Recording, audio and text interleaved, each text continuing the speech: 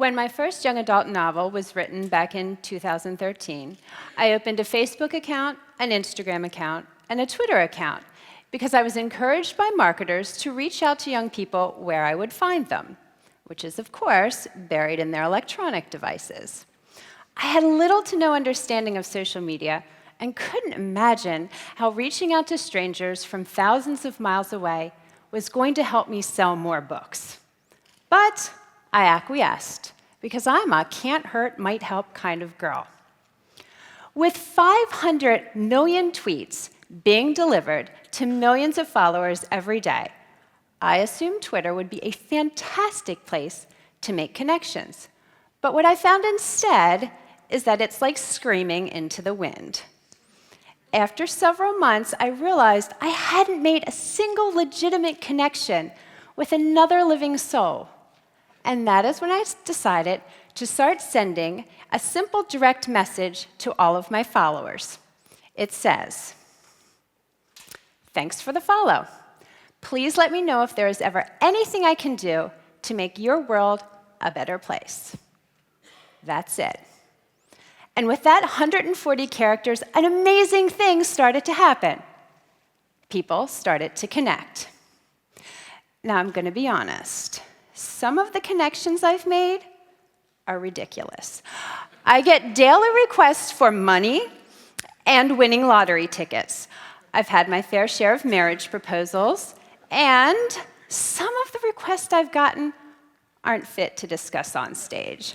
Sometimes you just have to know when to mute and block. Craziness aside, what I found was that most people were excited to start sharing their hopes and dreams with me.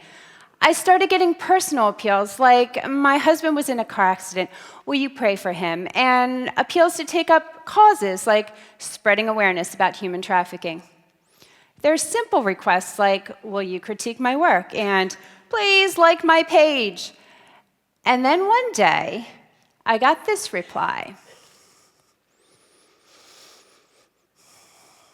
"I was thinking about killing myself today, and then I got your message and realized I am not alone.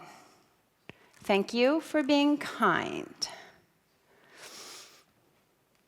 Thank you for being kind, as if kindness was a concept so foreign to him that he barely recognized it when he heard it.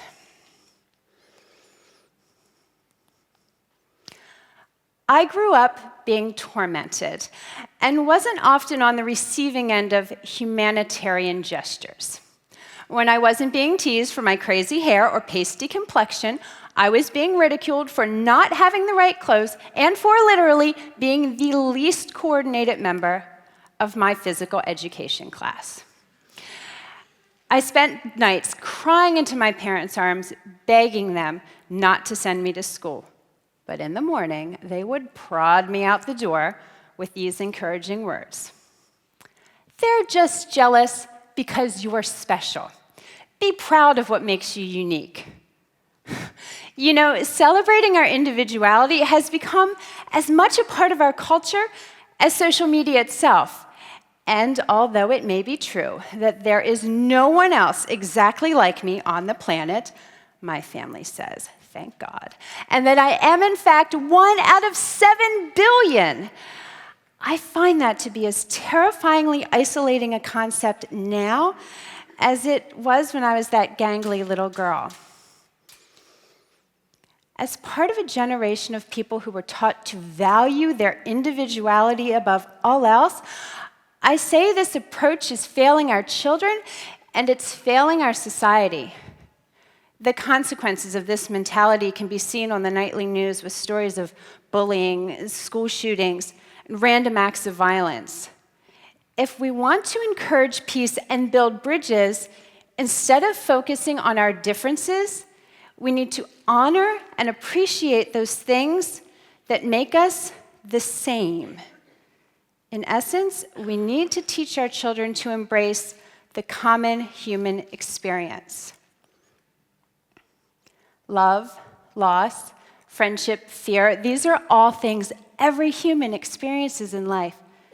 If we can teach our children that regardless of age, religion, race, socioeconomic status, we are all far more alike than we are different, and begin to celebrate those ties that bind us instead of belaboring the minutiae tearing us apart, that is when our children will be able to achieve their purpose in life, which is to care for one another and to be kind.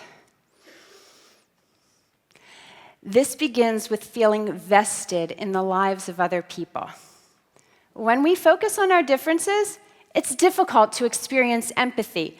However, when we realize just how truly tethered we are to one another, we can begin to see through that veil that separates us and imagine other people's lives as mirrors of our own. Now, please, there's many ways that we can do this together. The way that I think is most important is to build examples for our children in our everyday lives.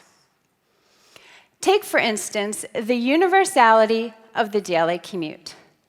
I drive the same 16-mile stretch of godforsaken highway 20 times a week with my kids in the back seat of the car.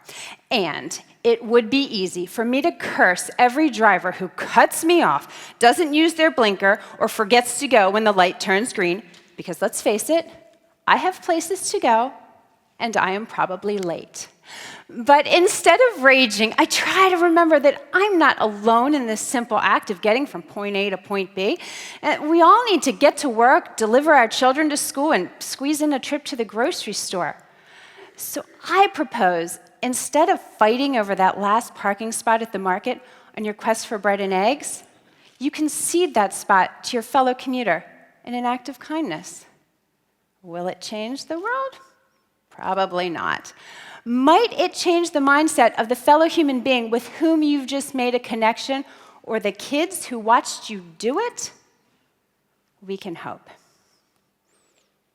Now, please, don't leave this auditorium thinking, I want you to give up on your individuality.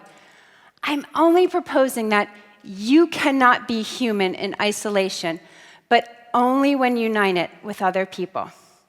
Because let's face it, your reality shapes the reality of those around you, and their reality, those around them. We must appreciate the interconnection, the process by which we are woven to one another from the moment of our birth, perpetually, to the entire human race. And as part of that living, breathing organism, we are bound to protect it. And we are called, above all else, to be kind. Thank you.